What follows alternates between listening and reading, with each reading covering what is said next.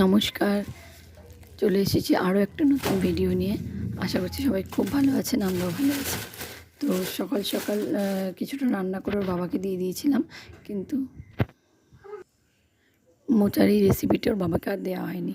তো এটা পরে বানিয়েছিলাম। আসলে সকাল সকাল এত কিছু রান্না করলে পরে নষ্ট হয়ে যাওয়ার ভয় থাকে, তাই এই রান্নাটা একটু পরের দিকে করেছিলাম। তো আগের দিন আমি যে মোচাটা এনেছিল সেটাই কিছুটা রেখে দিয়েছিলাম, রেখে সেটা দিয়ে একটা রেসিপি তৈরি করবো জন্য। তো এদিকে যে ডাল ছোলার ডাল ভিজিয়ে রেখেছি, আর ওইদিকে মোচাটা কোনোরকম বড় বড় করে কেটে সেদ্ধ করে নিয়েছি। যেহেতু ওটা একটু মিক্সিতে দেবো, সেই জন্য বড়ো বড়ো করে কাটলেও কোনো ব্যাপার নেই, এমনিতেই মিক্সিতে পেস্ট হয়ে যাবে। তো এদিকে মোচা সেদ্ধ হতে হতে আমি এদিকে ডালটা মিক্সিতে পেস্ট করে নিলাম, আর এইদিকে মোচাগুলো সেদ্ধ হয়ে গেছে। আর মোচাগুলো সেদ্ধ হওয়ার পর একটু সামান্য জল দিয়ে দিয়েছিলাম, নাহলে ভালো পেস্ট হচ্ছিল না। আর এই মোচার পেস্টের সঙ্গে ডালের পেস্টটাও দিয়ে দিলাম, সঙ্গে দিয়ে দিয়েছি লবণ আর হলুদ। এবার এগুলোকে বড়ার মতো করে তৈরি করে নেব। তেল দিয়ে দিলাম কড়াইতে, দেওয়ার পরে বড়াগুলো একে একে ভেজে নেব। আর একটা কথা বলতে ভুলেই গিয়েছিলাম যে ছোলার ডাল আর মোচার পেস্ট আর লবণ হলুদ যে দিয়েছিলাম, তার সঙ্গে একটু দিতে হবে চালের গুঁড়ো। চালের গুঁড়োটা না দিলে কী হবে, মোচার বড়াগুলো ঠিকঠাক শক্ত হবে না। মানে এমনিতেই এটা নরমই হবে, কিন্তু আরেকটু শক্ত করতে গেলে একটু চালের গুঁড়ো দিতে হবে। আর ওইদিকে মোচার বড়াগুলো ভাজা হতে হতে আমি এদিকে পেস্টটা করে নেব মশলার।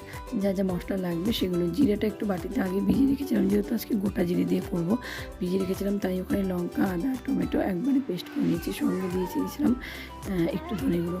এই যে রান্না করতে এদের দুষ্টুমি শুরু হয়ে গেছে। এই বারবি ব্যথা পাচ্ছে তো দাদা, নাম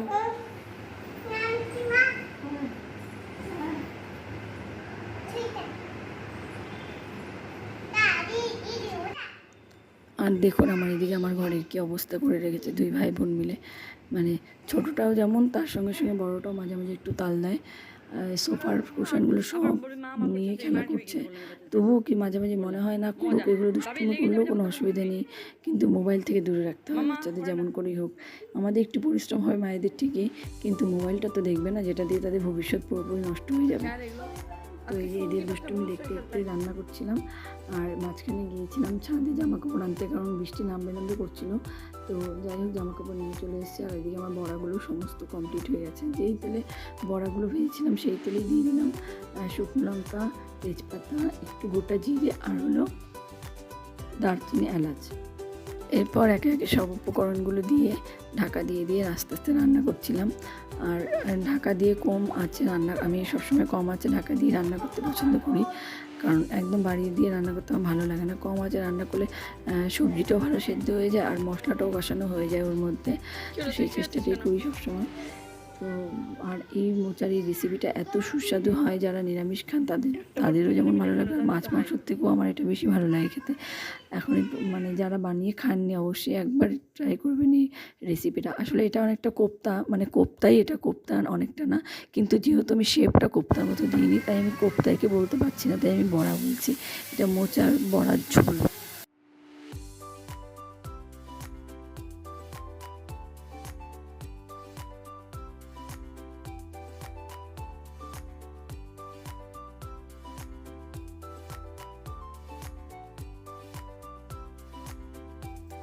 এদিকে আলুগুলো সিদ্ধ হয়ে গেছে, কষানো হয়ে গেছে, তেল ছাড়তে শুরু করেছে। এবার এর মধ্যে দিয়ে দিয়েছিলাম জল, আর জলটা একটু বেশি পরিমাণে দিয়েছিলাম, কারণ ফুটবে একটু, ফোটার সঙ্গে সঙ্গে একটু দিয়ে দিয়েছিলাম চিনি।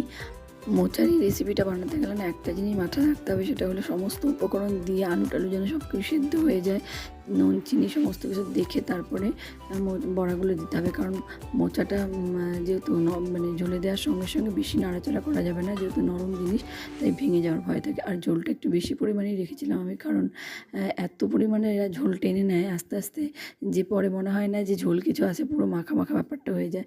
তো যাই হোক, এই যে আমার রান্না দিকে তৈরি হয়ে যাওয়ার পর আমি একটু বেরিয়েছিলাম আমার দিদা বাড়িতে যাবো, ওখানে পুজো ছিল, পুজোর প্রসাদ খাওয়ার জন্য। তো খুব তাড়াহুড়োর মধ্যে বেরিয়েছি।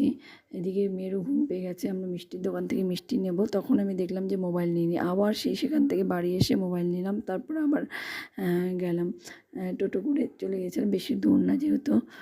তো যাই হোক দিদাবাড়ির থেকে চলে এসেছিলাম প্রায় সন্ধ্যের সময়। আর এইদিকে এই যে মিঠু না, ওর নাম মিঠি। দিদাবাড়িতে এই টিয়াটা আছে আর কথাও বলতে পারে টুকটাক, কিন্তু কথা বলা অবস্থায় আমি ভিডিওটা করতে পারিনি। তো এই যে সন্ধ্যেবেলায় চলে এসেছি, আসার পরে মেয়ে ওখানেই ঘুমিয়ে গিয়েছিল। ভিডিওটা এখানেই শেষ করছি।